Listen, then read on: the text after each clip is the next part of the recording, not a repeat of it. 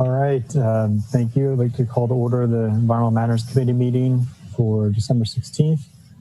And for the record, all the members are present. And entertain a motion to approve the agenda. So move. Actually, okay. And is there a motion to modify it?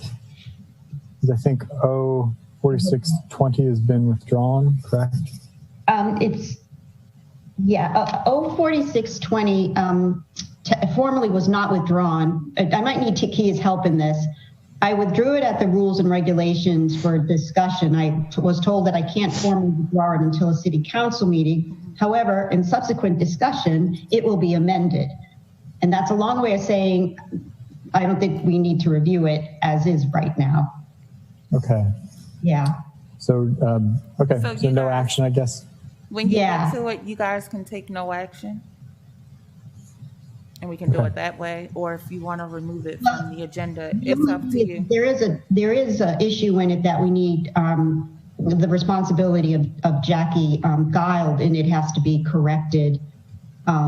So right now it's incorrect. So I don't know. You know what I'm talking about, Rob? A little background. The legislation became an avenue for planning and zoning to sort of do a cleanup in aisle 3 kind of approach to the code with good reason. And so there was a lot of strikeouts, et cetera, and the gist of my objective was to revise the regulations on trash pickup downtown, which Sally did under separate cover. And I did not want to jeopardize the legislation by it being rejected because the regulations were taken out of the ordinance. So I have an amendment putting the regulations back into the ordinance, and that's what we'll see probably not until January because of the calendar. Okay. And I guess the amendment on Jackie's review of the polystyrene has to be changed. Yeah, I'm happy to postpone this until we have that amendment to look at. But yeah, I mean, for the sake of this committee, I know we had a larger discussion of rules and government, but for this committee, I think, at least for me, I think I'd like to just focus on that one aspect, because that's really the only aspect that would impact environment was, and I do think that those responsibilities should go to one of our existing staff positions that deal with environmental compliance. But we can certainly have that conversation later on once we have your amendment. I mean, what's your, as the sponsor, do you want to just have this postponed, no action until? Right. Let's just do non-action until we have something in front of. Okay. So Takia, can you just keep this on our agenda? I'm not sure if we need to do anything for the moment then. Well, right now we have a motion to approve the agenda, which I think was seconded. Yes. Shouldn't we vote on that? Yes. All those in favor of approving the agenda as written, please say aye. Aye. Aye. All those opposed? Motion passes. And next up, approval of the minutes. Move approval of the minutes. Second. All those in favor of approving the minutes from November 18th, please say aye. Aye. Aye. All those opposed? Okay, next up we have a development update from Planning and Zoning. I'm not sure if they're on or not. I know it doesn't look like there were too many updates. Oh, there you are, Dr. Nash. Thank you for joining us. I'm here. Good afternoon, Sally Nash, Department of Planning and Zoning. You're right, there are not a whole lot of updates. Mainly 39 Hudson Street, the Public Works project is moving through the review process. We've approved the Forest Conservation Plan preliminarily. We have project 101, 103 Annapolis Street is at the Planning Commission right now. And it's going back Thursday night, tomorrow night. And that's pretty much it for this month. So are there any questions on newer ongoing? Any questions from the other members of the committee? The 101, 103 is the two trees? That's right. And we're getting some big revisions from the developer today or tomorrow. So I think the Planning Commission will be a lot happier with the project. Okay. That's good. So do you think they'll manage to be able to protect any of the trees with that revision, or are those addressing other issues? We've asked them to look very hard at saving the chestnut oak. I don't think they'll be able to save the pin oak. We're still a little nervous about the chestnut oak and if it will survive, but I think they have a game plan. So. Okay. Thank you.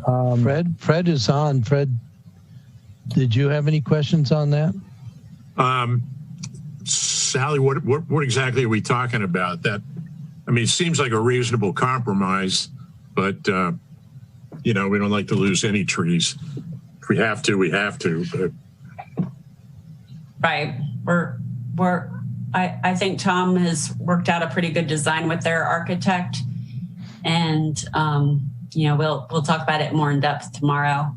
I don't really know the details, or I would explain it, but that's my understanding, and I think it's a pretty good compromise. So, well, I'm happy to use the, you know, my fair office of, you know, to try to work something out, but nobody's really approached me, and the problem is there's really only one side for me to represent. There is no.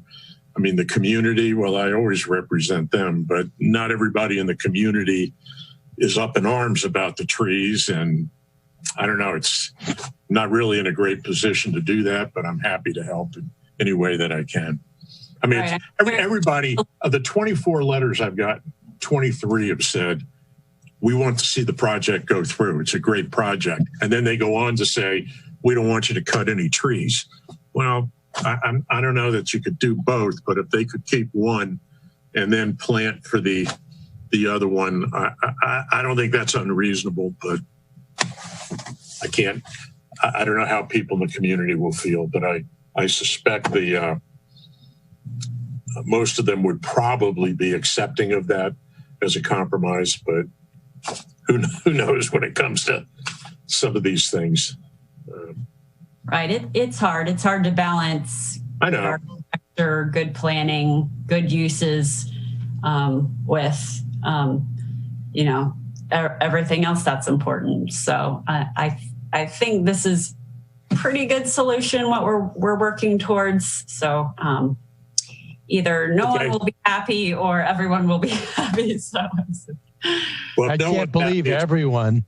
Yeah, probably. If no one's happy, it's probably a good compromise. That's usually our philosophy. So I think that's where we're headed. All right. Thank you. Sorry to interrupt, guys. Okay. Any other comments from the committee? No. Thank you for the report. Thank you. I'm glad it was short. And thank you for your efforts, Rob, in this regard. No, you're welcome. We'll see how it goes tomorrow. I tried to get the ball rolling on some alternate proposals, designs, so glad to hear that they're going down that road. Because I do think, like you said, there's room for compromise. Well, I mean, I think one tree out of two, given the condition that, you know, the testimony seems to be that if we work on them real hard, they'll last 15 years, maybe 20. If we don't work on them, they'll both be dead within, well, maybe probably less than 5. And it seems to me if we really do save one of the two, that's under those circumstances, that's not so bad. But well, I think the other issue though aren't there a whole set of trees along that row? And if we start cutting back and creating basically a new street front, aren't we opening ourselves up for more trees to come down? And how do we square one tree at a time with our overall tree canopy goal? Well, they plan on putting up several trees to replace this. Now, the trees they originally proposed were not really acceptable certainly not to the community, and frankly, not to me. If they want to put up a couple of larger, elm, oak, that type of tree, then I think we're making a major progress in actually expanding the canopy, especially if they're putting them on Giddings Avenue, which is the part of the corner there. And we don't really have a tree canopy right on the street all the way up and down. That's one of the reasons why these trees are so important. As you go a little bit farther down Annapolis toward the West Annapolis Elementary School, that's pretty much all sunshine in the street. There are plenty of trees, but they're not right along the streetscape. So I'm not as concerned as some other people. The kind of trees that they're putting back. And also, just on a separate note, you might find interesting is we've rustled up our 1997 master street tree plan, and I'm going to have Brian update it because a lot of it has certain things that are outdated, like ash trees, which aren't doing very well. And some of the philosophy itself is a little outdated because Brian likes to have a little bit more flexibility to figure out what the right tree is instead of saying this street's elm, this street is oak, but I think we want to pick some streets that have a consistent look to them and trees can do that if it's the right tree. So we're going to be working on that in the next few months and updating. Great. Yeah, and I'm not sure what the larger vision is for Annapolis Street, but as I've stated in some of my testimony, that was one of my concerns, as Alderman Arnett alluded to, the potential if everybody builds closer, to, at least on that block of Annapolis Street, potentially are going to lose even more trees. So I'm not sure what the impetus is behind moving all the buildings closer. Because that not only potentially removes the future trees, or the existing, but it could be it could hinder our ability to plant larger canopy trees along that street because of the power lines. Yeah, that's another good balance because we want the buildings to participate in the streetscape, but we want to leave room for amenities like white sidewalks and trees. So it's all kind of a balance, and you have to look at what's there. And what are we putting back and how is the finished product going to look on the streetscape? So those are just our tricky design challenges in planning and zoning. And how many properties, does the applicant own a number of those properties? Are they on Annapolis Street or are they scattered around? They're not. No, they're not. He's got one across Annapolis Street that's already been approved. And that's a pretty good design from what I can tell. I don't think it involves any substantial tree work. That's the big. He also has a couple on Ridgely. He's got one of the properties on Ridgely is right behind this property. It's right on the corner of Ridgely and Giddings. Okay.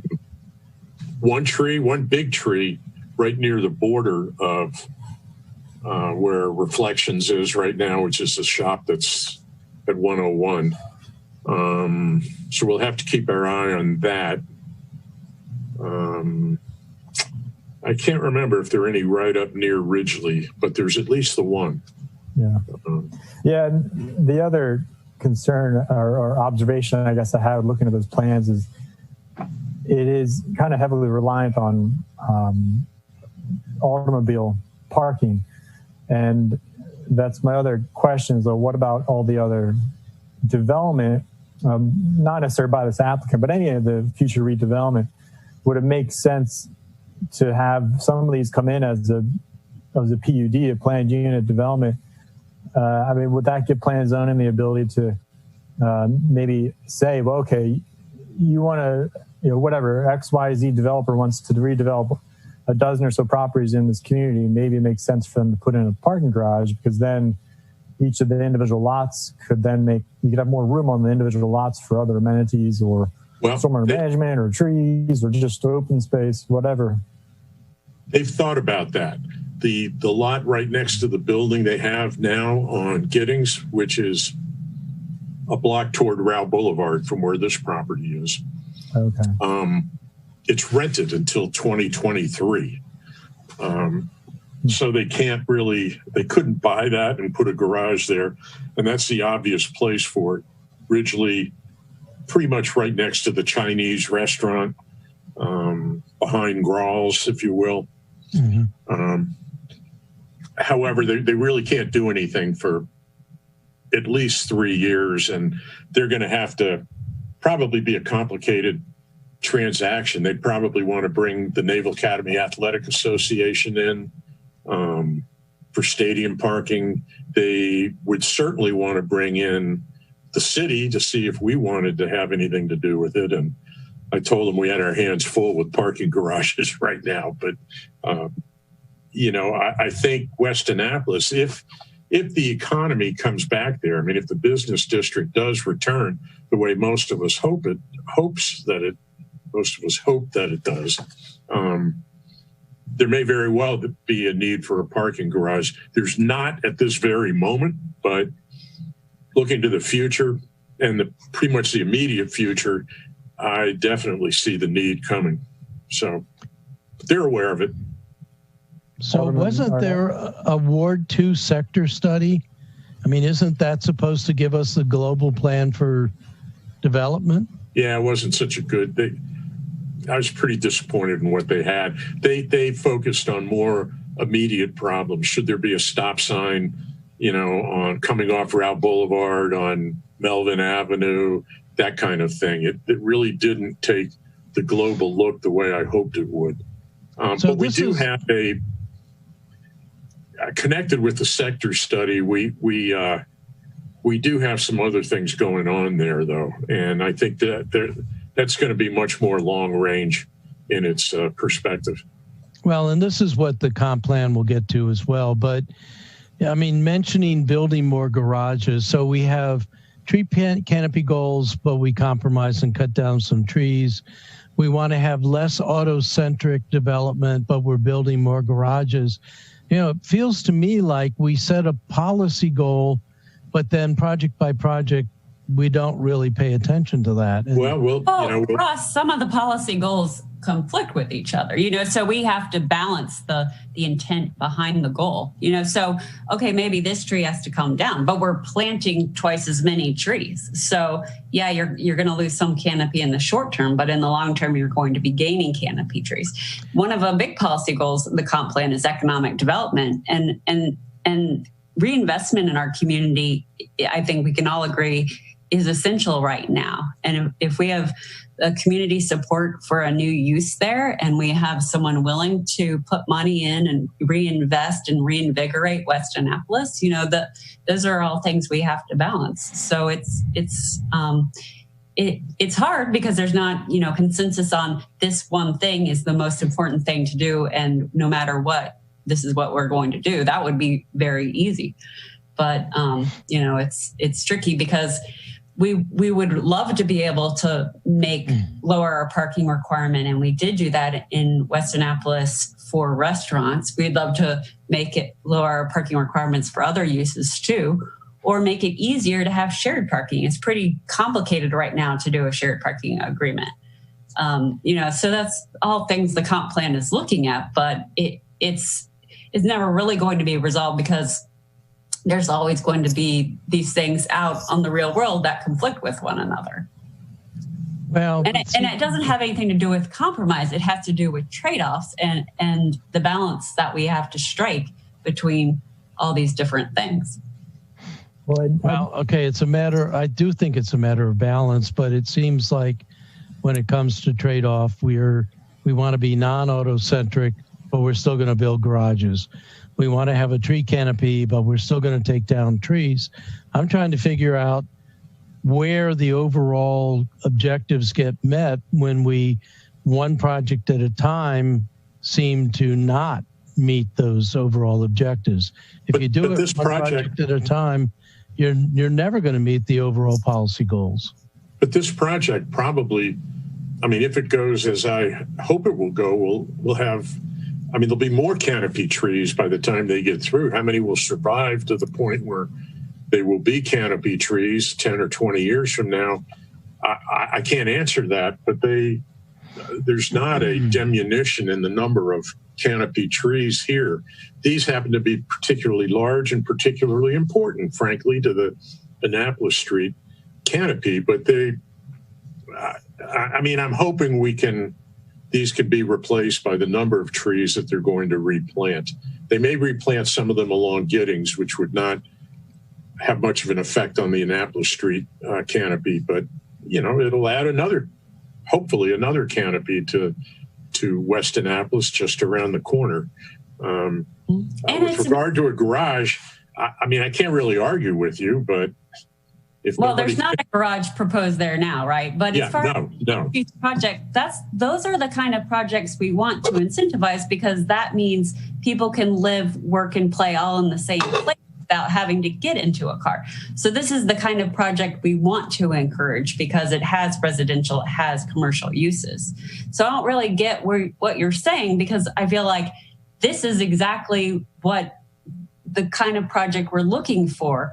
And we'll get more trees, we'll get mixed use, where it's a process to get to a less auto-centric environment. That's not going to happen overnight. But, there has to be redevelopment if we want to eventually get there. But it has to be done the right way. I mean, I think that's, because again, with the original proposal, there really wasn't much compromise at all on the applicant's part. Yes, they were planting a lot, but it's going to take another 80 years to get the equivalent canopy and all the benefits from these mature trees. Right. And now look how much better you also it is going to be after going through our process. Possible, but again, there's not much. Well, Sally, let me finish my thought. Sorry, go ahead. There doesn't seem to be much compromise and much flexibility with certain parts of the law. It seems like the tree law is often the first one to go. It was when I brought this up with the Planning Commission, I think Tom mentioned, he said, they actually can't get a variance on the parking because of the specific zoning. And then when I brought the PUD, he said, actually, they can't do PUD in this area. And kind of, bemoaning the state of the code. And those are the kind of things I'd like to see fixed.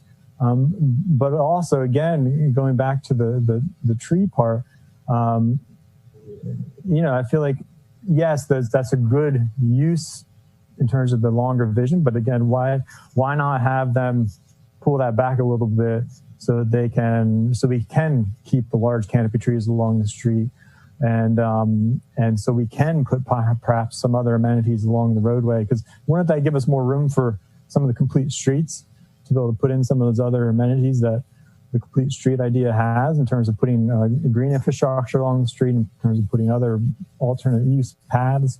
I know there are sidewalks there, but that just seems to be some of the flexibility. And just being frank, I haven't seen too much from the applicant's standpoint to really fit into the community very well. Well, I would say, we have worked with these applicants a lot on several different projects. They've worked a lot with that West Annapolis community, and all through site design. When a project's posted for site design, you tend to get some comments, but a lot of times you don't really get significant number of comments until it is in the public eye, like at Planning Commission. And I think this project is a great example of how much better a project can get as it goes through Planning Commission and they have to respond to the public comments. They have to respond to the concerns that the planning commissioners are having. And I think what we're going to end up with is going to be a much better product than what we started with. And that's all because that's our process, and that's how our process works. It's kind of messy, but in the end, we get very good products. And, I think it is important to consider other amenities in the street, but it's also important to consider the architecture and the presence of those buildings on the street and how they interact with people on the street. So, I'm just saying that you're absolutely right. There are real legislative roadblocks for us to be more flexible and to be able to give and take here. And so we end up having to go with what we can vary, which isn't always what we wish we could vary. So yeah, I mean, I think there's sections on the code there that are very outdated, especially with parking and parking buffers and things like that, that we need to rework. But it's that stuff is all very hard. So yeah, I know you know what we need to change, but I mean, there's a lot of things in the code that just don't make sense. But it's all very hard to get through the legislative process to something that works better, because there's yeah, and I think where you're talking about the better project, I think you're right in the sense that I do think the Planning Commission can help make it better, but I also think that those changes really need to happen before it even gets to the Planning Commission, because based on my observations and experience with the Planning Commission, they're hesitant to make some of these big changes. They're hesitant to say no and send it back to staff and the applicant for further reviews. And when they have passed conditions in the past, there's been kind of a spotty track record on if the conditions are adhered to very closely.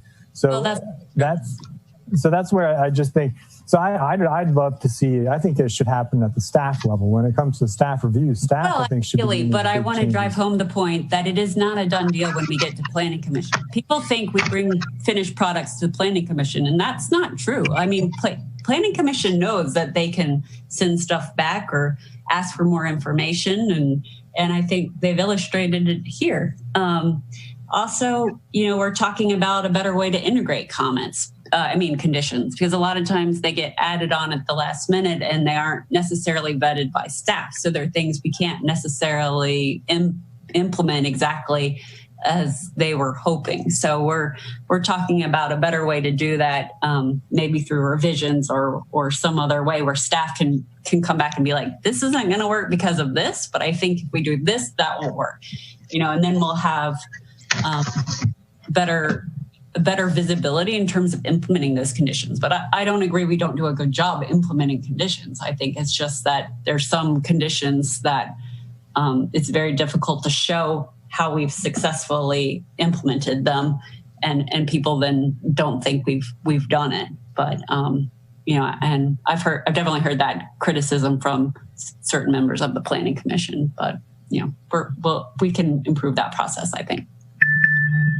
Yeah, and just to again reemphasize, I think that it's easier, I think, for everybody if and I've seen staff do this on various projects. So I know you're all capable of doing it, but I think that if we can get staff to push the bar, raise the bar higher during some of these review projects, then I think that makes it easier on the commission and the public standpoint. Mm-hmm. I think if you ask staff, we get a lot of, I think we do a very good job in our reviews. I have never heard a developer say that we were easy to get through the process. In fact, I usually hear the opposite.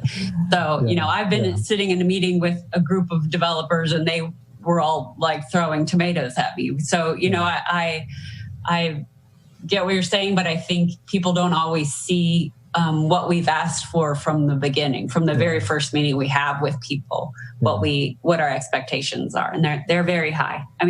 Look what compared to what happens in the county. You can't even compare our site design process to the county site design process. So, I think you're absolutely right. And what a good example is the when Kitty Academy was trying to go in next to on Forest Drive there, that was staff really pushed back on that, and I think before it even got to the Planning Commission, and I think that was great. And I guess the point I'm trying to get across, is that I think we are here as policymakers. We are here to help support you in whatever way we can, and I don't always have a good answer about how to best do that, but because we obviously have an interest in trying to make sure some of these laws get applied as aggressive, or at least meet our intention, and rather than leaving it up to just staff to make that determination, which I know is subjective at times. Just to, I guess, keep that in mind. Maybe we need to change the process in some manner, but we're certainly always here for conversation about this. Yeah, I mean, and we're always happy to talk to you. I'd much rather have a phone call with you than to read your letter to the paper about a project, you know. So I'd much rather meet face to face so we can explain, well, we did ask for this and this is how we got here. So you can at least see, you know, that we have tried to do certain things, and we don't always get it right. That's, you know, certainly true. And it would be good for us to be able to tell you, like, this is the policy that we need you to focus on because this isn't working. And we have all these laws. They are not achieving this policy that you want, you know. So we know which laws are not working and which ones are. So. Yeah. Okay. Well, thank you. Any other information? Any other questions? I'm sorry, Alderwoman Tierney, you disappeared from my view. Yes, you have a question? Yeah, no, thanks. I just want to go back to what Alderman Arnett said as far as the development sort of being isolated in and of itself. And then compounded with hearing my other colleagues say, well, the sector study I didn't like. So there's something broken even in that chain. I rely on the comprehensive plan, and I know it's so critical because you identify opportune areas. So that's an avenue for development. And so we go that far and say, okay, I understand that this is a potential area for development. But once that development is in the queue, you talk about a balance, but it is very clear that development is priority. It is everything, the optics. I don't know the truth, but the optics are, how do we get this development through? And so that's what we see. And I, you know, this one sort of reached a real, you know, critical mass with me because I said, well, number one, does the comp plan have a green space layout? Does it have a tree layout? Like, how did this happen? And how do we prevent it from happening again? You know, should we, you know, you spoke about a tree inventory. Well, that's great. Well, it should be in the comprehensive plan. And these trees should be identified so that we're not bickering about trees, you know, and trade-offs in this development window of time. So, I mean, the solution is having a sort of a linear process where we have this valuable input to the comprehensive plan and we all buy into it. And then the development shouldn't be, you know, arguing about these things that are priorities. I don't think you can achieve a balance, really. Seriously, it's all different areas. I mean, specific to Eastport, I mean, Eastport too, and West Annapolis, the priority is to maintain the scale and the character. And that is so converse to development. You know, you really have to be careful. So not necessarily. I mean, thoughtful redevelopment. If you look at the development potential of this site, I think you would be kind of horrified at what they could have built there. But that's another thing we need to talk about. Obviously, our zoning does not match our policy goals, and we've been able to hold the line by force of our staff review. And if the optics are such that we're too easy, I'd say go look at Track It and our review comments and everything that a developer has to go through in order to get to this point. I feel like we're getting shortchanged on all the work we do on our end. And maybe that means we're not doing a good job on showing our work. You know, maybe we need to have more work sessions with the Planning Commission. Maybe we need to, you know, have more updates to groups like these. But, you know, I know many developers who would probably their heads would be exploding if they heard you say that all we want to do is get a development through, because I hear many times, why are you stopping this development? Why don't you want this to go through? Why, you know, that kind of thing. So I'm talking, you isolate the development and you don't, you know, look at the bigger picture anymore. So it's. That's not true. I mean, we're a small department. We work very closely. Kevin Scott is the one planner who's been working on all these projects together and how they interact with one another. So I just think that if we had a plan and, you know, and we went by it, we wouldn't be discussing two gigantic trees being in the way. You know, that should have been something that when they brought the development in, you had a plan, you know, we per our comp plan and our green space layout, that's, you know, we got to work with these trees. Yeah, but our plan is never going to say you can't ever cut down a tree. There are certain situations where you can cut down a tree. I see Alderman Tierney. Do you have anything else? I see a hand from Alderman Arnett. Alderman Arnett. Yes, thank you, Mr. Chair. So I want to amplify on two things that Sally said and tell you about a conversation that I had with Director Gerald last Friday morning. First of all, we have been working with Dr. Nash and her staff. We, Ward 8, and particularly Eastport Civic Association, to drill into some amendments to the code that need to be made. And we've been working cooperatively with the staff, and they've given us a lot of ideas. And Jackie Wells and I will be coming back with some responses to that. So I agree. I think that this is not opposing forces. This is supposed to be the same force, and we're supposed to be working. And as I said to Sally's team, they're the ones that know more than we do where the code isn't working. And I would really rather have them come to us and say, gee, if you could only fix this. I'm thinking of the non-conforming, deemed conforming use, which I'm working on with Tom Smith. I think if we can get to that point, I think we're going to be much better off. But I think there's another thing that's on us, and this is what I talked to David about, and what I will be coming to all of my colleagues on the council, is we need a policy checklist.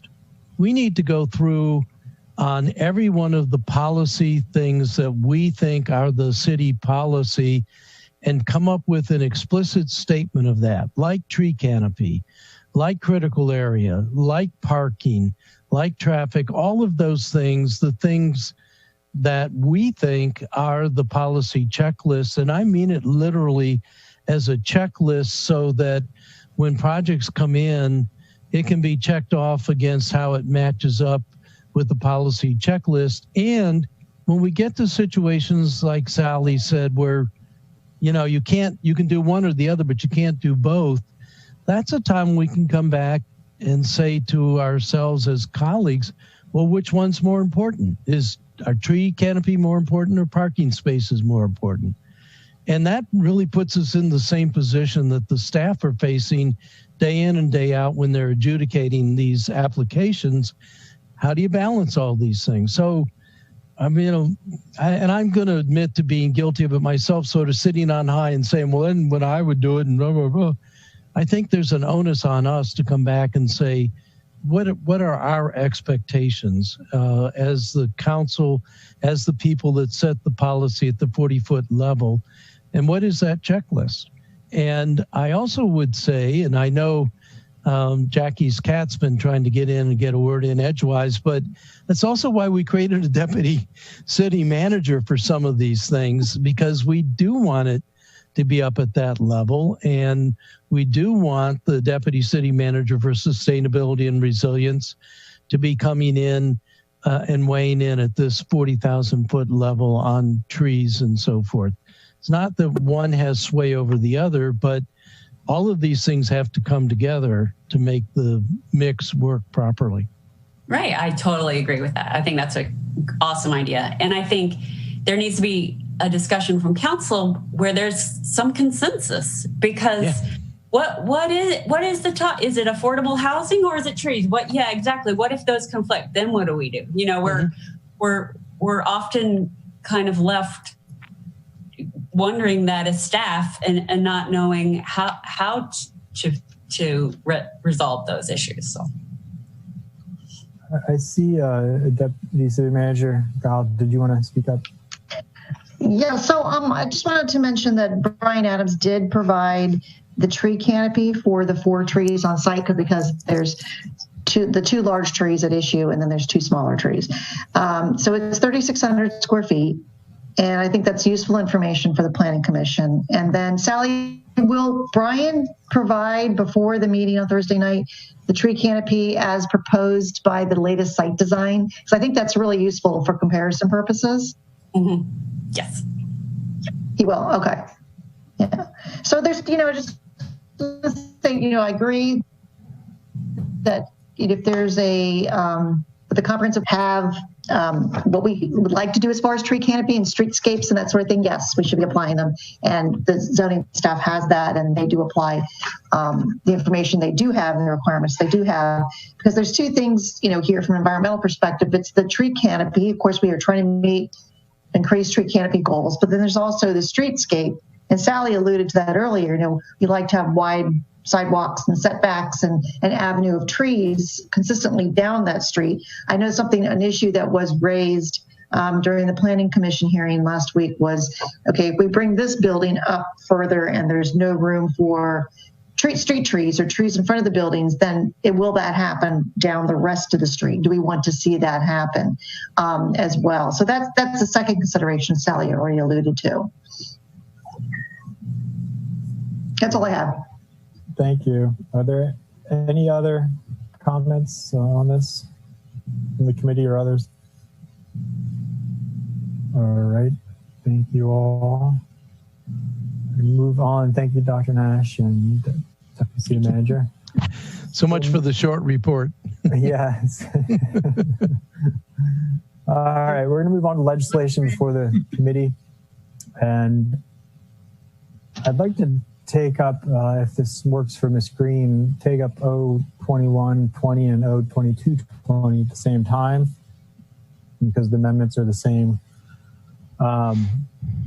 So regarding this, I'd like to see if we can close this out today, just because I think we've been spinning our wheels on this, and it's really a relatively minor issue.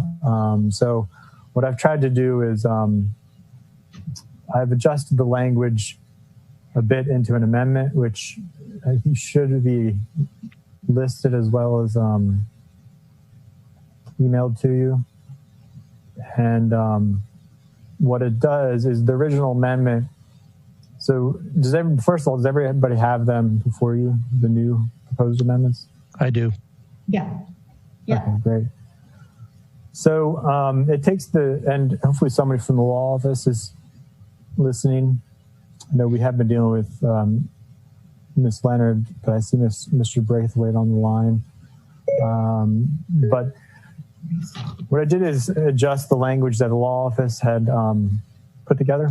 Originally, the law office had language that dealt purely with, it said, basically made a condition that the conveyance is subject to the construction and maintenance of a stormwater management system. However, given that the site may not make sense to put in like a full stormwater management system on this part of the property, just given the elevation, if it drains towards the buildings, or maybe the soils just won't even work. I thought it'd be good, rather than having this be predicated on a stormwater management system, that I thought we should open it up to other green infrastructure. So what I did in the language is I kept in their stormwater management system, but put in or other green infrastructure project, such as rain gardens, permeable pavers, or tree planting. Because if stormwater management doesn't make sense, I think it'd be good to see these alternatives, like even just a couple of canopy trees would be great, I think, on the property. And that gives them the flexibility. And in this case, I put in, instead of Public Works, I put in the Deputy City Manager, just because I think that'll give, again, flexibility. If the Deputy City Manager needs to work with Brian Adams and Planning and Zoning about trees, or Matt Waters in Public Works about stormwater, that gives them the flexibility to find out something that be work for the property. And that's kind of what I propose. I'd like to hear from the committee members and also the Deputy City Manager to see if that this would work for her office. Alderman Arnett. Thank you, Mr. Chair. First of all, I agree that it's time to move this on to greener pastures. I agree with all three of your amendments for both ordinances, and would move that the Environmental Matters Committee move favorably on those amendments and offer them to the city council as amendments for their consideration. And with those amendments to recommend favorably on both of these two ordinances. I second that. Okay, great. Thank you. All those in favor then of recommending favorably with these amendments, please say aye. Aye. Aye. All those opposed? All right, any other comments before we? Yeah, I just want to say that I think we set a good precedence here.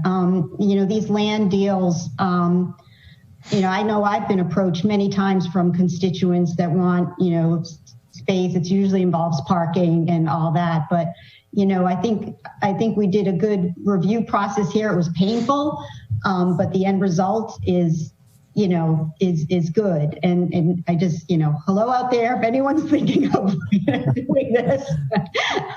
And I know this is a constituent of mine, but this is, we have limited real estate, and we really have to look at these things to protect, the environment. So thank you for your hard work on this, Alderman Savage and Alderman Arnett.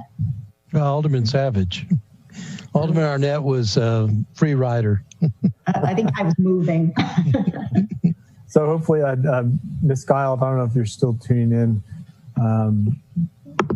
Hopefully this language will work for your office. Yes, it does. And it's consistent. My screen seems to be frozen, but I'm here.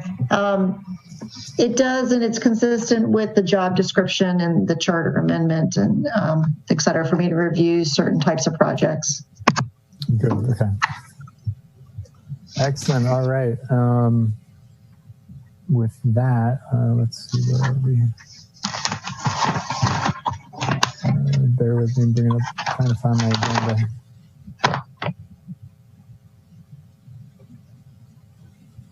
Too many windows open.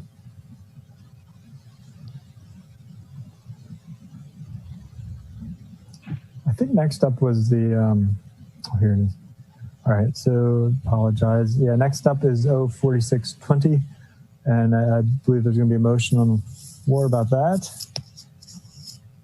I motion that we, what's the term? Just postpone action, I suppose. Deep six, I think is.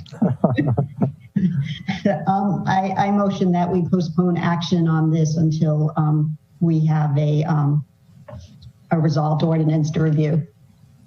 I second that motion. Okay. Any other? I do have a comment. I really want to send a message to the Office of Law. Do not complicate house cleaning when we're doing these things. This title of this is Public Health and Safety. The only thing this has to do with public health and safety is pulling all of that code out of the legislation, out of the code. And the guts of this really has to do with trash collection and some other things. And I've asked that none of these stylistic changes be made in any of my legislation. It just makes it so tough to figure out what's going on. And if it's worth taking out of the code, do it as a separate piece of legislation. Don't do it as an adjunct to the things that we're really trying to get done. And I've said that directly to City Attorney Lyles, but I think we all ought to insist on our legislation, that our legislation be specific to what we want done. If there's other corrections that are needed to be made, make them in some other vehicle. Come to me and ask me, will I sponsor legislation to take all the public health code out of the city code because it's no longer relevant? I'll be more than happy to be agreeable. But anyway, I hope that when we get this back, it's going to be a much cleaner, much more to the point piece of legislation, which I believe I fully subscribe to. All of the changes for the guts of this, the real part of it.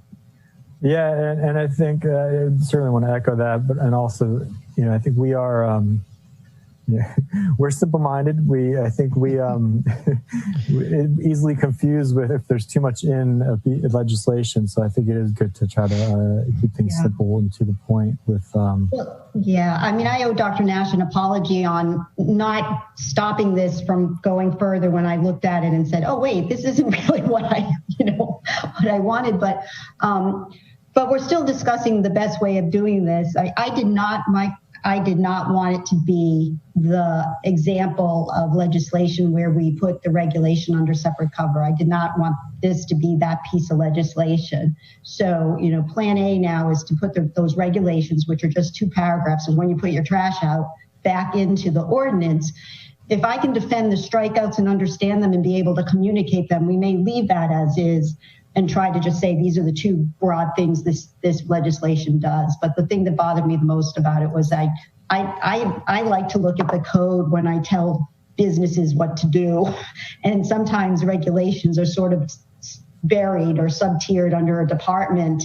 But I do understand it's a discussion that we need to have, and I didn't want this legislation to be the basis of it, but how much do we put in the code? In this particular case, we already had it in the code. We already had the time of pickup and all that. So I think we should just make that revision, but I'm sure we'll discuss it again. This piece of legislation has precipitated a piece of legislation that I've drafted and submitted, and I will be sending all of you that legislation, and it has to do with how we promulgate rules and regulations. And I don't have a problem necessarily with taking things out of code and putting it into rules and regulations, but I don't think the current code, it's Title 204090. First of all, I don't think we're following the current code, but secondly, I don't think the current code is robust enough. I think we need to have a much more explicit, formal process for generating rules and regs. I think the council needs to be involved in that, but so does the public. And so I think there needs to be a broader rulemaking period and process. I think the rules and regulations need to be pulled together in one place so that there's a button on the city website and that there's a physical place you can go to see it. And I do think that the council should be reviewing rules and regulations. There are rules and regulations in place that we have no clue exist because they're not recorded anywhere. Yeah. And we had no say in them. Only recently are we starting to get some say because the harbor master is starting to bring things to us, which is appropriate, that we're seeing that. But there are some of these rules and regulations carry penalties, can be quite onerous.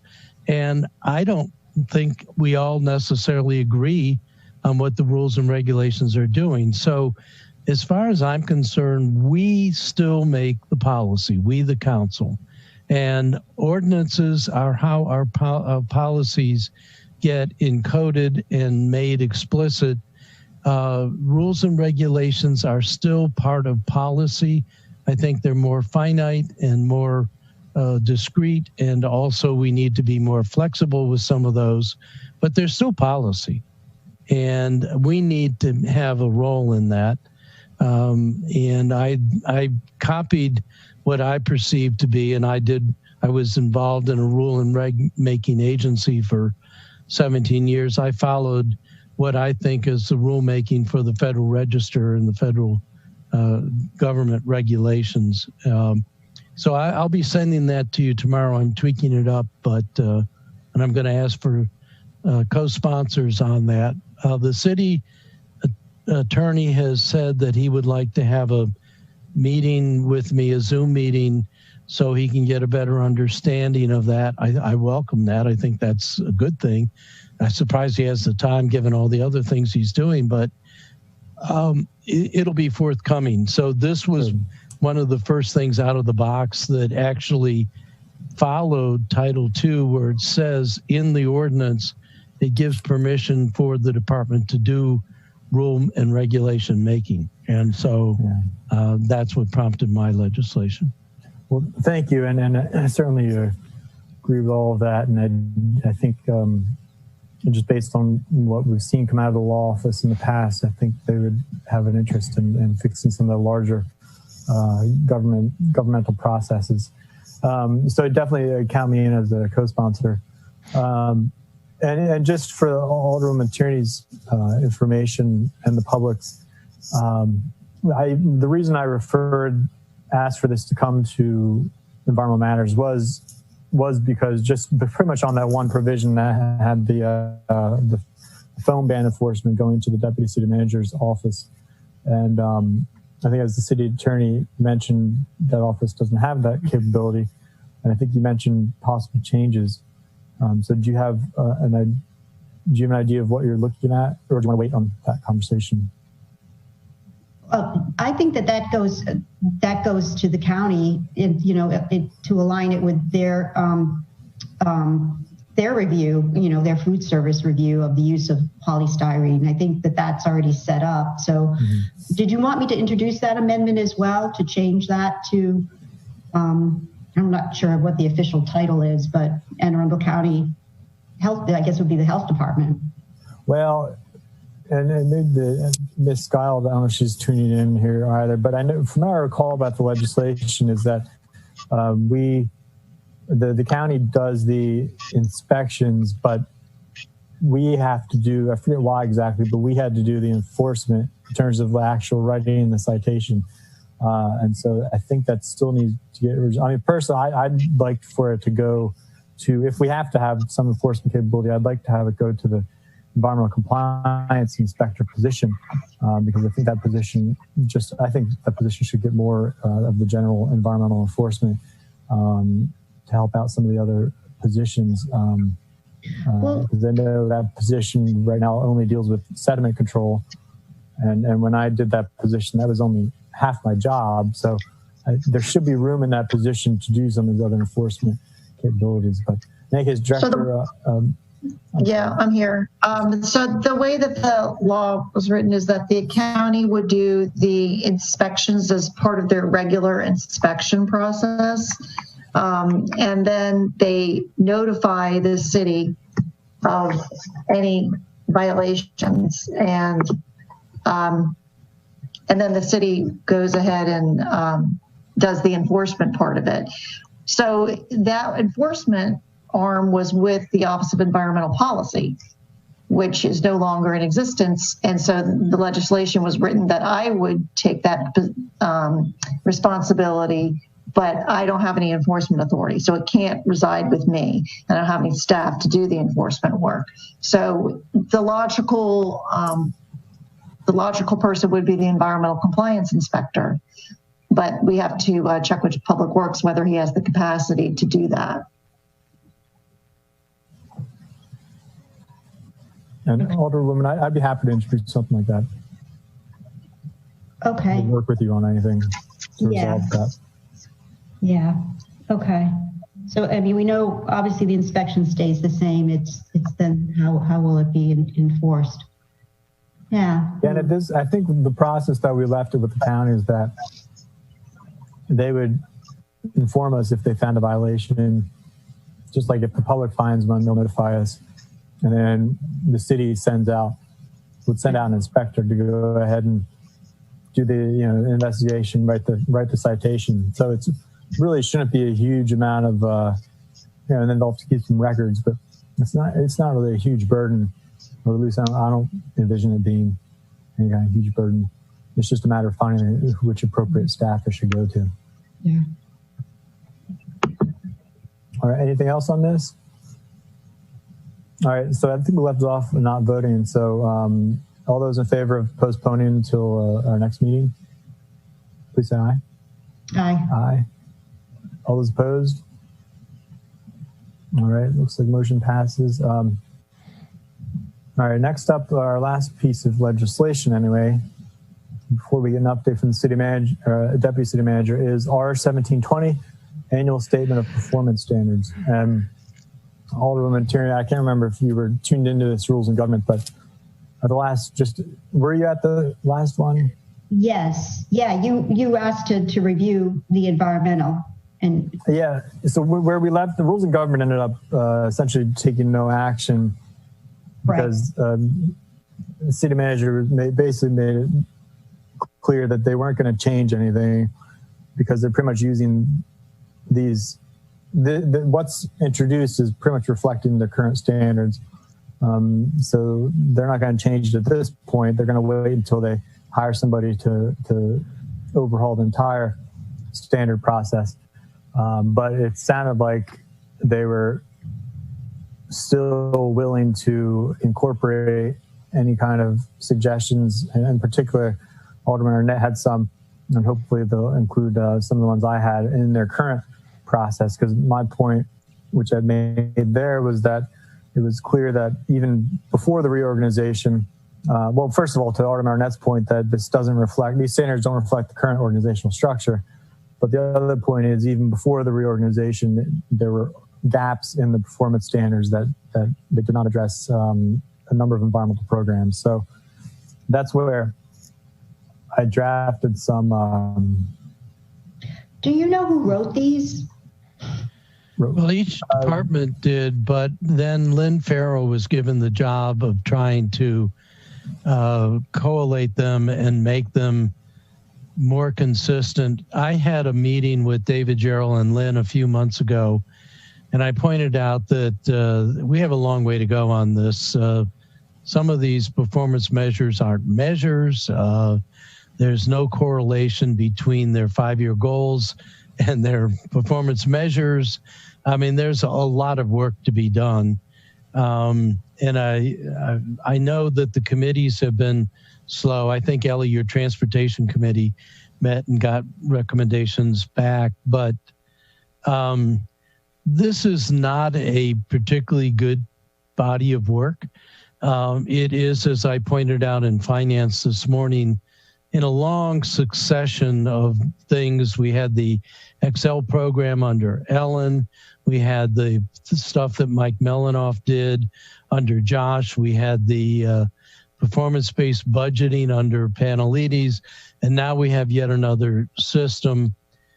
None of it particularly good. And all of it, the fixes are so easy. We have ICMA, and Lynn is now a member of ICMA, and a whole host of other bodies that do all kinds of work on getting these sort of performance standards as routine.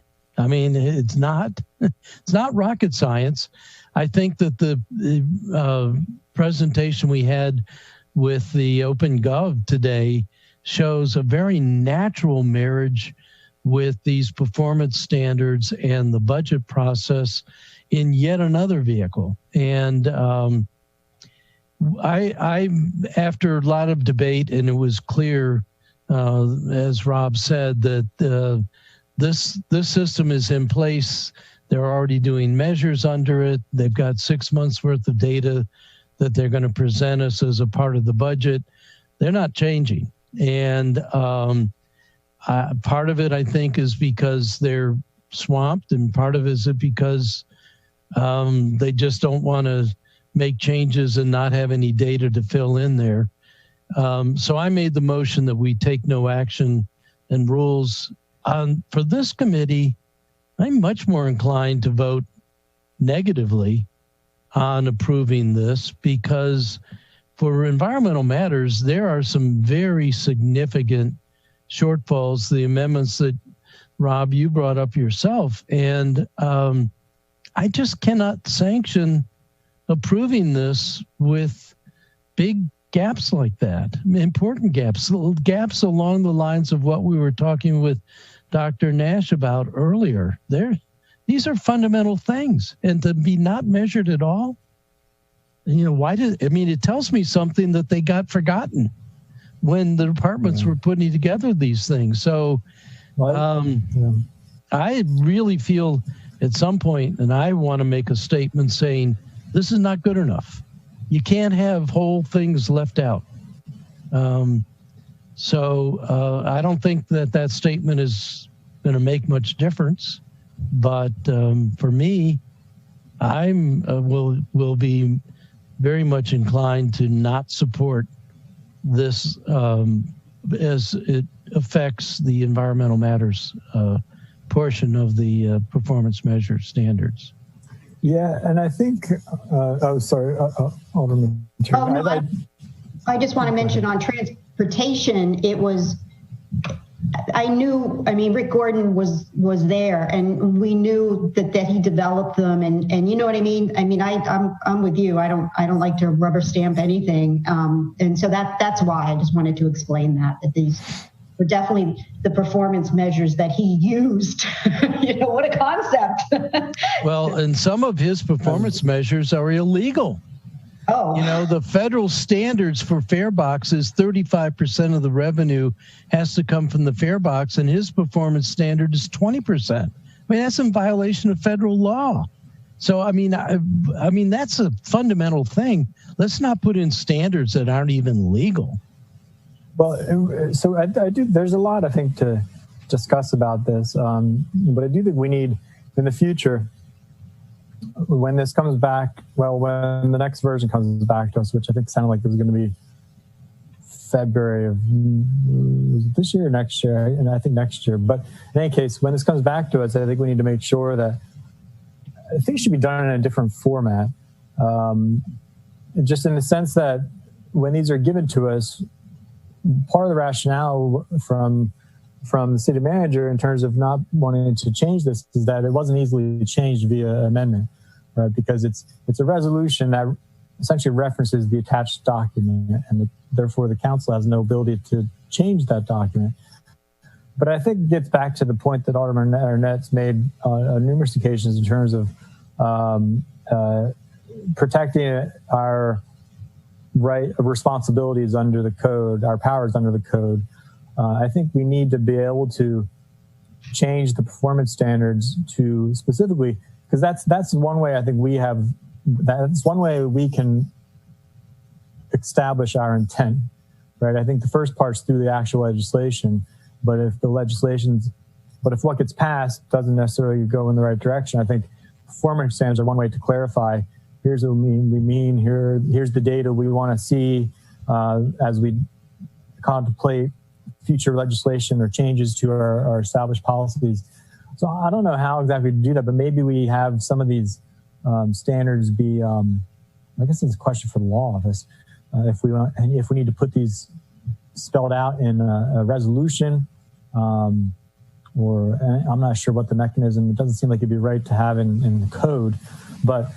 That said, if the standards that I put together, I may just end up rolling some of these into the code in terms of reporting requirements, because this kind of makes me think about, well, maybe we need some kind of annual report on some of the environmental metrics, but then again, maybe we should just roll that into the comp plan and have a series that deals with, okay, here's how we've performed with some of here are the number of street trees that we protected, or the number that we've approved to get removed, or have some of the forest numbers or stormwater management. That might be, I don't know if it's appropriate to have in the comp plan. I'm just trying to think out loud here about how we can get some of this information returned to us. So the comp plan does not have the force of law. It is a legal document. It is an overall plan, but it does not change our code. And I think that the city attorney made it very clear at the Rules Committee, this is an up or down vote. We can't change anything here. Well, my vote is down then, certainly from the environmental perspective.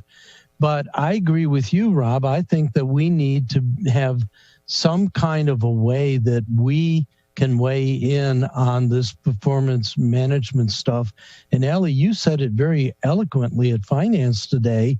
That is the whole business of how we approve the budget has to do with what they're doing and how they're performing it.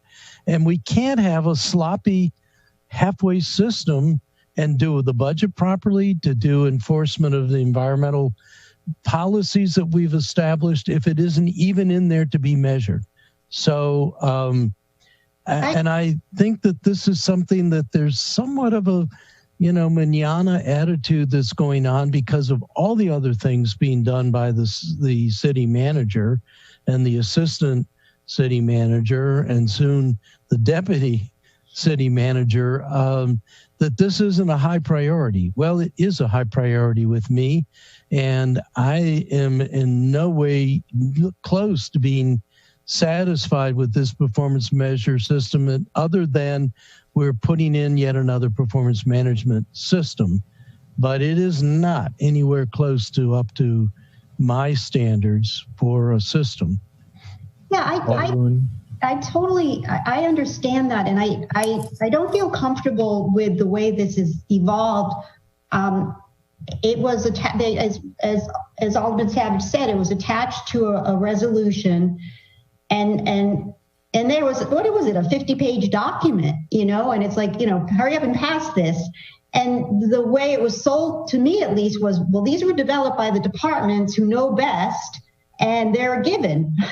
And so then I'm thinking, okay, well, then we really have to rely on the evaluation of them. But you're right. I hate to have stuff that is a so what. You know what I mean? Like, okay, we have all this information, but what are we going to do with it? How does it equate to the budget? So I don't know the answer, but I do know what I was hearing was get this passed so it can, we can get in the process of reviewing them. So I would feel more confident if City Manager Jarrell said, this is what they are, I reviewed them, this is what I want to have reviewed. I don't know if anyone else heard that from him or not. I'm hoping that that's how he feels about them, but I'm going on just a whim on that. I don't know.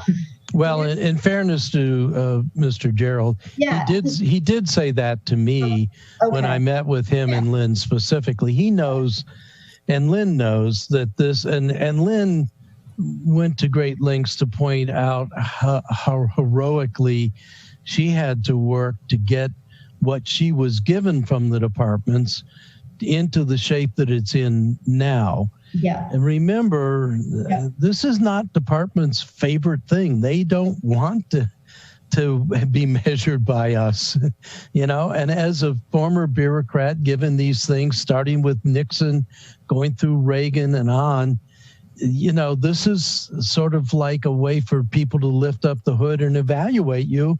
And you're not really going to cooperate with that if you don't have to, if you're not forced to. That was Ross's "I'm a bureaucrat" speech. Yeah, right. I know how to play this game. I've done it. Yeah, I completely understand as well. Here's maybe a potential way forward. Is perhaps we need to change, because I was thinking, how do we get the council's involvement more in this? Because I don't like these votes that are really false decisions on our part. There's really only one way we can vote. But in any case, I think one thing maybe we could do is change the code, because this is where it comes from. The performance standards are listed in the code, that requirement anyway, to have these. Maybe we need to state in there that something along the lines of before standards are proposed to the council for approval, that they need to come to the appropriate standing committee for essentially like a little work session. So for example, in this case, we would have the directors of public works and plan and zoning and the deputy city manager to come before us with their proposed performance standards. And we would get a chance then to say, oh, no, we'd like it this way, or we think that's good, or that would be a chance for them to actually update them and again, hear our intention. And then when they introduce the actual legislation, it'd be something we can quickly just approve without much fanfare. I don't know, do you think that's a doable process? I imagine there will be some that won't. I mean, like I'm thinking of, sorry to interrupt. I imagine there are some that we won't find a committee to review. I'm trying to think of an example, but these critical ones, which have to make sense, I agree. We'll send them all to audit. The question. Yeah, there you go. Fred, you're up. It's like a Bermuda Triangle. I don't know. I know, especially now that we learned this morning, Alderman Savage at Finance, that we may have we might have the capability in our new software, open.gov, or is that what it is? OpenGov. They're set up to evaluate performance measures, and that's huge. Yeah, so I've been hearing.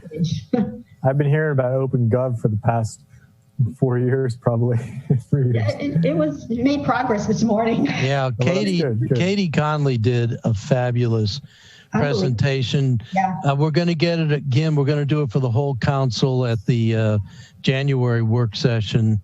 But you would be very impressed, I believe, with particularly with your analytical skills, Rob, with what we can do with this system and what Katie has already done.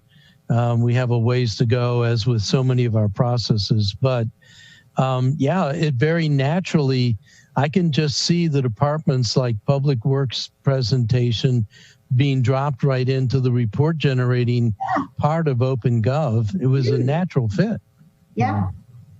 Well, excellent. Well, so I guess to close this out, I'd like to invite the Deputy City Manager forward because and the committee itself. So I don't know if you've had a chance to read through the performance standards I drafted for the environmental programs. They're not going to accept them, Rob. No, I know, but perhaps we can just at least give them to the Deputy City Manager and see if she can incorporate them however she sees fit. But moving forward, because that's clearly going to be something within, I think, that position's within her duties. There you are. Hi, Jackie. It seems like it's something that's going to clearly be within your realm of responsibility anyway, is to oversee a lot of these programs and their implementation. So at least this will maybe at least give you some thing to go off of as the new performance standard are developed for the future. But at least this, from my standpoint, expresses some of the questions we have about some of the existing programs and the lack of metrics. Okay. So you'll send those to me. Yeah, I think I don't know if it was this morning or when, but I did copy you on. Yeah, because I sent it to the committee members as well. I'm pretty sure you were on there. It was around like 10:26, something like that, this morning. Okay. Thank you, Ms. Green. And yeah, so there's just one new standard for stormwater treatment about listing kind of the approved grading permits and the percentage of impervious surfaces they're treating. Sediment control program where we actually track total number of projects being inspected, total square footage of disturbance, and because that's already, I think, stuff submitted to the state anyway. And then for public works, dealing with improving water quality, there's one in there about looking at the number of violations found, length of time between violation and resolution of the issues, and then also a number of dealing with forest and tree protection, just documenting how much we've been able to protect through the process. And again, I think just this really, I think, ties in with the earlier conversation with Dr. Nash about this, I think, works to keep it at the top of their minds about some of the standards and that the council is going to want to try to follow along, and hopefully they'll be able to consider some of these and not just the development projects, but everything that we do. So anyway, I sent those to you, and if you have any comments or if you can use them in any way, that'd be great. Or incorporate them into what you plan on doing. But at this point, I guess they're just for your use and information, however you see fit. Okay. Is there anything else, committee, you think we should do with this? What are we doing with this resolution? Are we taking any action? I mean, I'm inclined to, like you said, essentially either recommend no or take no action. Because of the glaring holes in some of the environmental programs, I'm inclined to say no. I can make a motion. If I would move that we recommend unfavorably to our 1720 because of the serious gaps in the coverage for environmental matters, environmental issues. Mm-hmm. That's fair. I mean, it won't hold up the. It's not going to change anything, but No, it won't. But it makes a statement that there. Yeah, well, I think we need to make that statement. Yeah. Well, and So- I think Ms. Giles is well aware of these. Yeah, I think it'll get shortcomings, so- fixed, but I think we definitely need to make the statement we want it to get fixed. Yeah. Yeah. You guys are really making me an environmentalist. Save those trees. I mean, this is another example of, the previous legislation on the land swap. I mean, we do our due diligence, and you can't just, roll these things through us. Yeah, well, it's about, I think, really responding to the public. At least that's one of the things I've tried to do with these standards is say, well, look, we receive a lot of emails and concerns about sediment pollution and the enforcement and whether or the trees, whether or not they're getting protected. And so that's where I think this data will help not only us and the public, but also staff to be able to say, well, actually, we are meeting this performance standard, and here's the data on the enforcement that we've been able to do. And if they're not meeting it, that'll give them a clear indication of that, and they'll know what to improve and how to get there. But or if they need to come back to us to change the law. But this, at least, I think, is related to the transparency issues with the public. So I don't know how much my notion of the council coming up with a policy checklist resonated with you, but the very things that you've pointed out that are missing, Rob, would be things that I would want to have on our checklist. I think there's a whole bunch of things regarding the environment, tree canopy, sediment control, all of those sorts of things that I would want on the checklist. My vision of that is that would be something that Tom and Cynthia and Kevin would be looking at as they're reviewing a project when it comes in, to make sure that it isn't in conflict, or if it is in conflict with that checklist, why they're making that trade-off. Yeah, I think that's something we could do without legislation. I think that's something that the deputy city manager could do internally, and if it just have planning and zoning could have this, like you said, a new checklist, and part of it could be if it meets X, Y, or Z criteria, then it needs to go to the deputy city manager's office for review or comments or whatever, or other staff. I don't know how you want to handle it, but I think that's. I'm not sure that these things are conscious, and I think they are in the conscious or subconscious of each alderperson differently. And so I think the effort of coming up with a checklist, and it's not just environment, it's traffic, it's parking, it's building heights, all of these things. Ellie, you said that in a conversation about community character. Community character is part of our checklist, and community character has to do with the massing of the buildings in the neighborhood now. That project and those projects in West Annapolis are going to change the community character of Ward 2. I think I told this story, but when I was growing up here, I lived in Prince George's County in Bladensburg, but I dated women that lived in Montgomery County, went to all the Catholic schools, and I used to go across East-West Highway and through Sligo Creek Park, and I remember what Bethesda and Chevy Chase and Silver Spring looked like then, and you can look at what they look like now, and they look like they look like now because we didn't enforce community character there, and we allowed things to bulk up. We had McMansions going into Chevy Chase and so forth, and that's because we didn't hold the line on planning. Now, the rejoinder to that from Sally is going to say, well, we need to revitalize all of these communities. I haven't heard the argument for why we need to do that. What's wrong with Growls the way Growls is? What's wrong with the Eastport Shopping Center the way it is? And what's wrong with it remaining a shopping center? So I'm not subscribing to her blanket statement, we have to do that. I understand that comes from the mindset of planners whose job is predicated on new projects coming across their desk day in and day out. That's not my priority.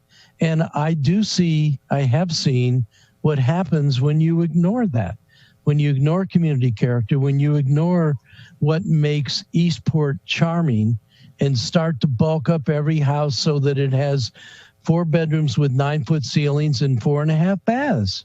Well, of course you're going to change it. It's not going to be. And the same thing with Parole. Parole is made up of exactly the same kind of houses as Eastport. And I mean, Ward 2 is actually uptown compared to what Eastport and Parole were. But if we go densifying all of that stuff along Annapolis Street and Gideon and Ridgely and Rao Boulevard, it's going to be skyscrapers there too. And we're going to say, wow, what happened to old Annapolis? Now, before we get into the whole, or before Ross gets into the whole ADU and short-term rentals, let's. Don't you want to know who I was dating back then? Well, that too. Let's.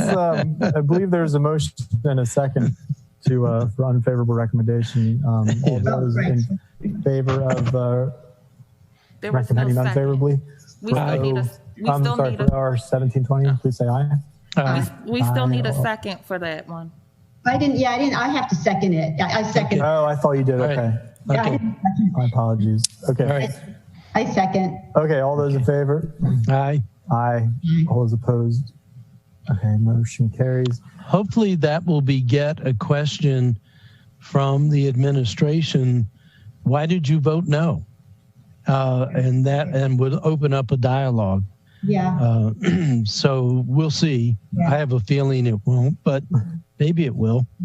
Well, I think I'm troubled by this, but I think I'm putting too much weight on the comprehensive plan, and I don't think Sally got my point that it isn't like I don't think they're pro-development. I just think that they isolate the development and they don't look at the context anymore. And yeah, I mean, Fred was mad at me that I wrote that op-ed without consulting him, and I said, no, I didn't want to invade your ward, but this is a citywide problem. You know that.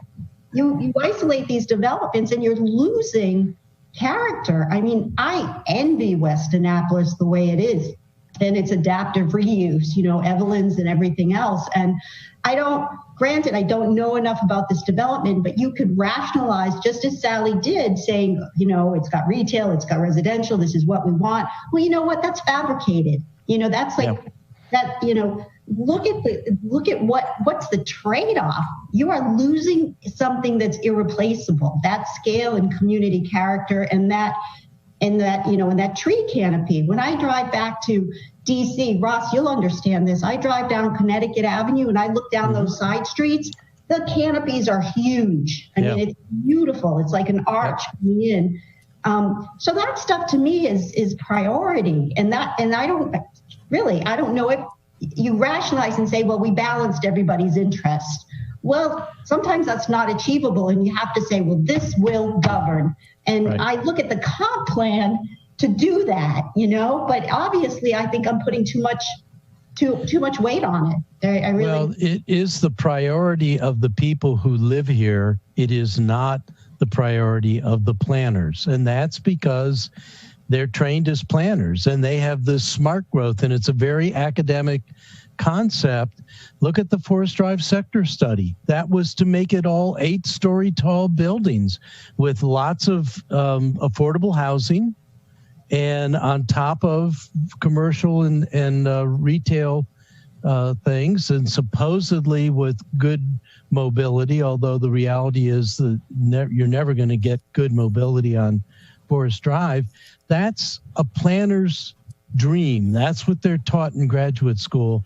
That's not what the citizens are saying they want.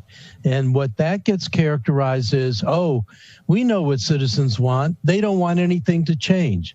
Like, that's a bad thing. It's like it's a bad thing that I don't want to have a second house unit in my backyard. I'm sorry, that's not bad to me. I mean, I understand that there's all kinds of social justice issues here, and it isn't one size fits all. But I think that the way that they're going does make it one size fits all, and one size fits all is tall. Yeah. And that's not Annapolis. Annapolis is not a tall city. And I do think we need to continue keeping this conversation in mind as we have future meetings, because we do need to figure out processes and things about how to, I guess, how do we get staff and ultimately these projects to end up more in line with our at least our vision and intention. But I think part of that obviously was creating this deputy city manager position. And so with that, I'd like to turn over the floor to her to close out the meeting with your update and any other comments you may have. Hi, Jackie. I think she may have, did you freeze, Jackie? She freezes a lot. Uh-oh, now I froze. No, we can hear you still. Well, we'll give her a minute. Oh, there is actually something else on here I didn't even see. Standing committee dates for 2021. But there's no attachment. Tia, do you know what's on the screen? Do you know what's going on with that? Yeah, so we just needed to get dates to put on the calendar for next year. I mean, if you're going to keep the same date, that's fine, but we just needed to get them done so we can update the calendar. Oh, okay. Well, is everybody good with the keeping the Wednesdays at this time? Do you want to change it all? Okay. Mm-hmm. Yes. Right. Okay. Yeah, I guess the screen, if you could just keep this in, whatever this is, the second, third Wednesday, whatever it is. I think it works out better now we moved rules and government. Yep. Although you have finance, you're okay with having finance on the same day? Yeah, it's fine. Okay. All right. Jackie, are you back?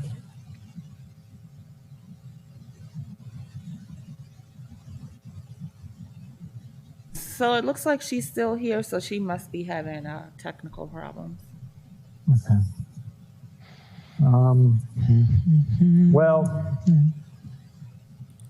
Well, do you want to know where I used to take my dates?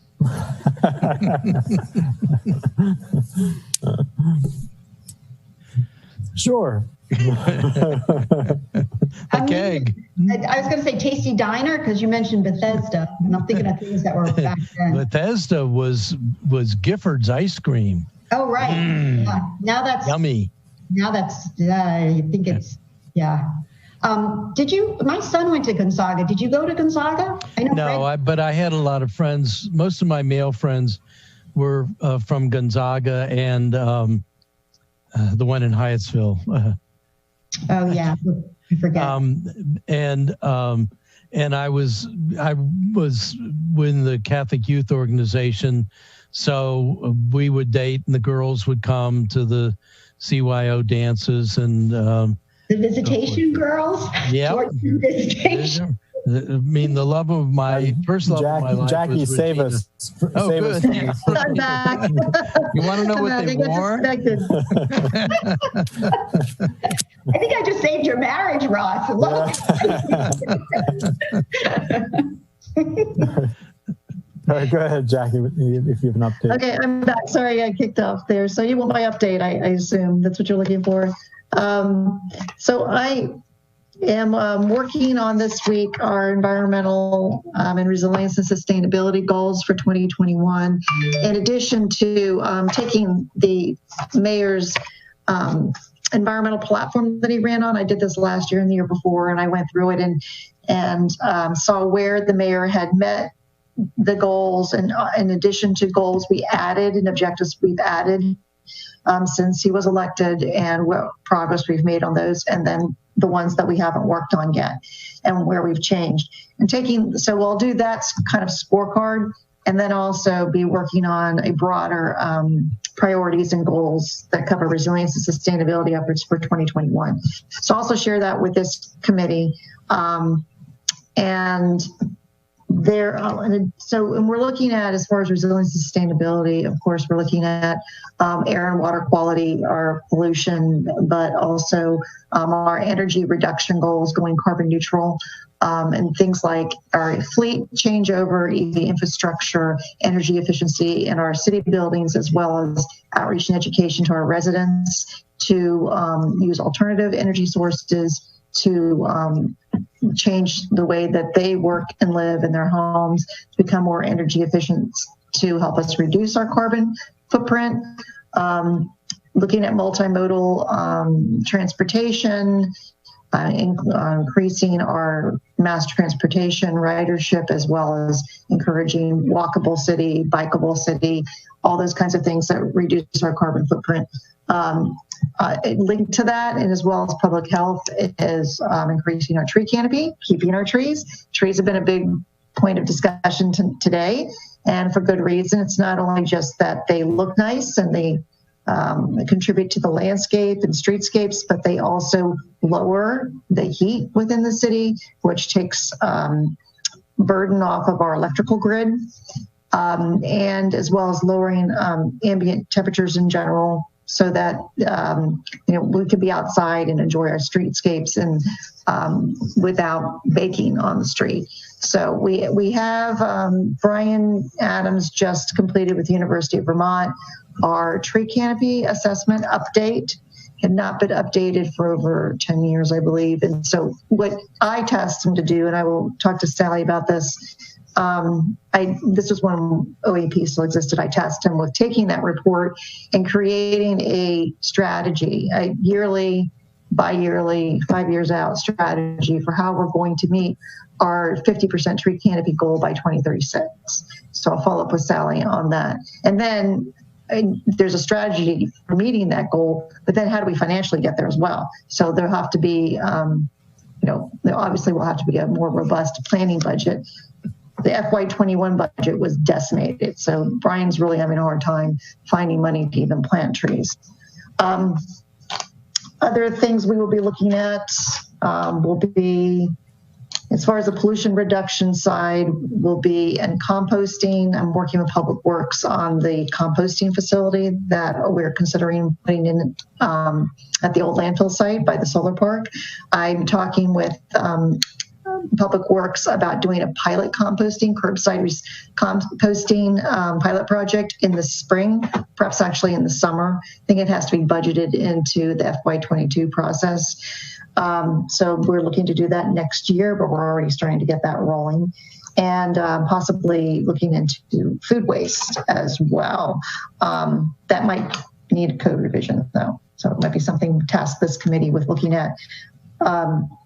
I know that in many countries and in some states, municipalities, they have food waste laws so that you can reuse food from supermarkets and even from restaurants and use them for food banks and other uses. You probably all know that 40% of what Americans bring home as far as food is thrown out. So studies have shown that if we reduce our food waste, we could actually solve the nation's hunger problems quite easily, in fact. And let's see what else. We don't have a resilience plan. We have a draft resilience plan in the city, but so that's something I want to finalize in the first quarter of the year, is a resilience plan, taking what we did with the University of Maryland and Thoreau Environmental last year and incorporating the work that will be done with the Naval Academy in Anne Arundel County with the grant that we got through the Department of Defense, taking all those initiatives, wrapping it up into a real resilience plan that we can then share with the community and get their input on, and then have a final plan. And so to be taking some of the priorities that I'm working on now and incorporating those into the plan as well. So a lot to do. Yeah, it sounds like it. And on the resilience plan, so are you, I'm assuming you've taken what's been done already, like what was done by from Neese, Dan Neese, and are you basically just all changing that, updating that to well, yes, and yes, and we have to take that, and Sally's been working on it as well. We want to and then we need to, what they ended up giving us was a draft, kind of an outline, but it wasn't fleshed out into a plan. So it needed some tweaking and a little bit more prioritizing, and it's not really a written plan with strategic goals and objectives.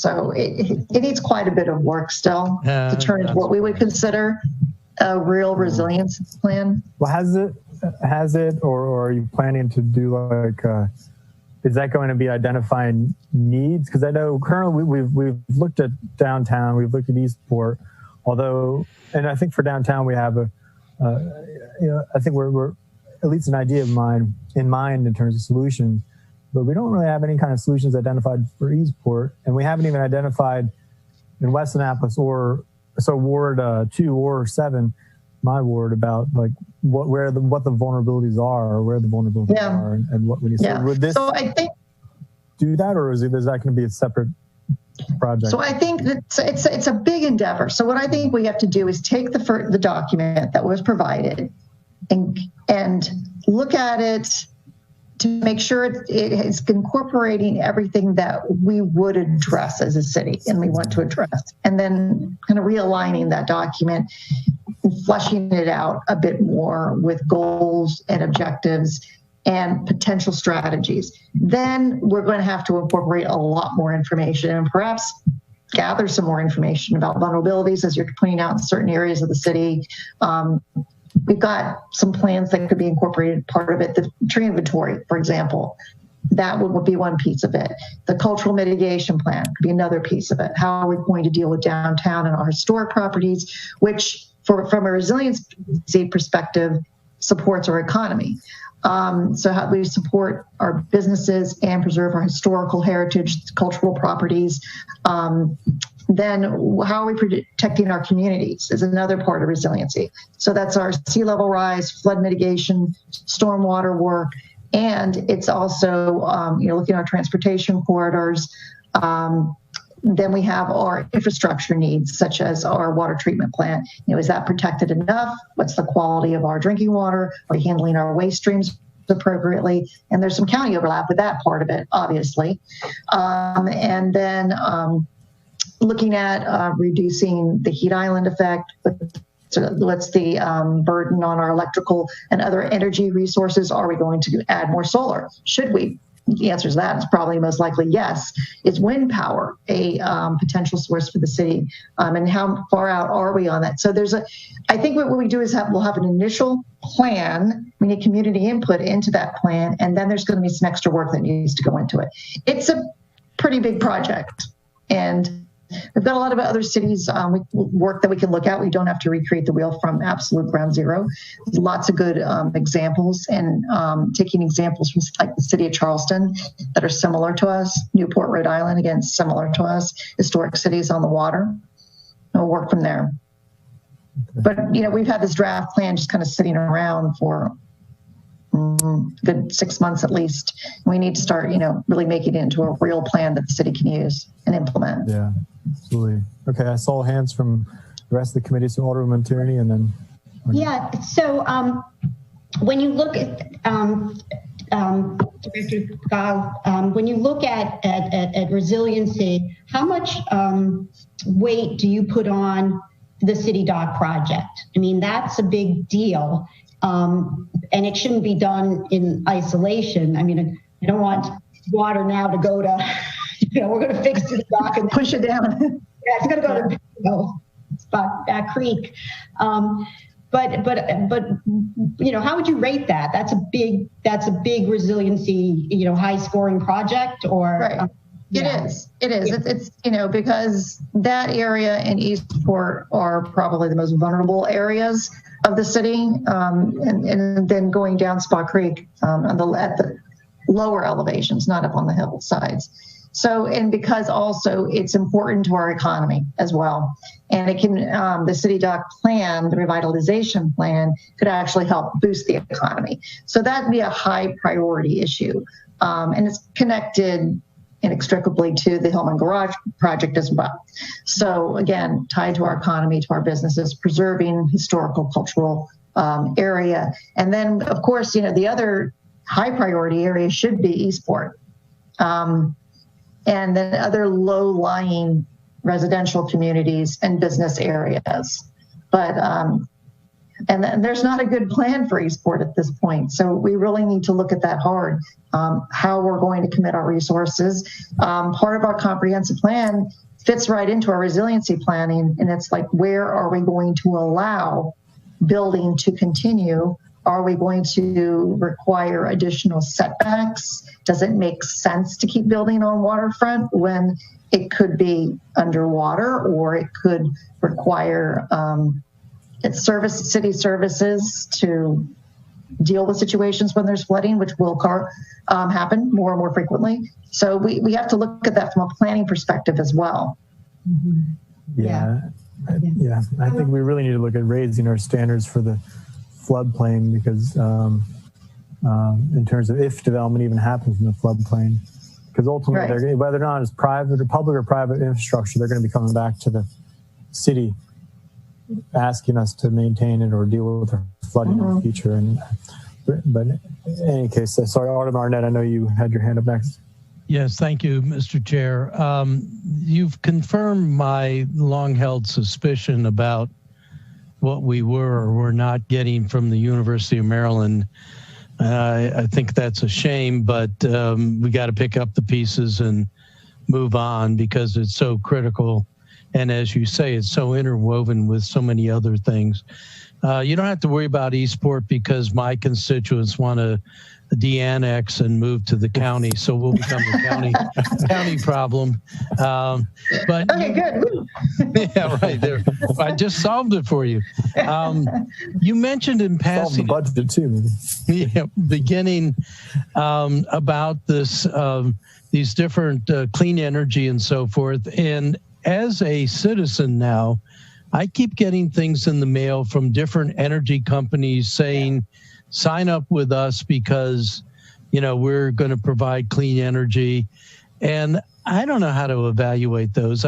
Some of them I feel like they're just churning me, wanting me to go away from Washington Gas or whoever the world it is I'm with and move to them. And how many of them are valid, and how many of them, if you choose it, you're ending up paying more for your energy, which I would be willing to do if I thought that there was a real footprint reduction. So is there some way we could have for citizens a guide to choosing your energy company?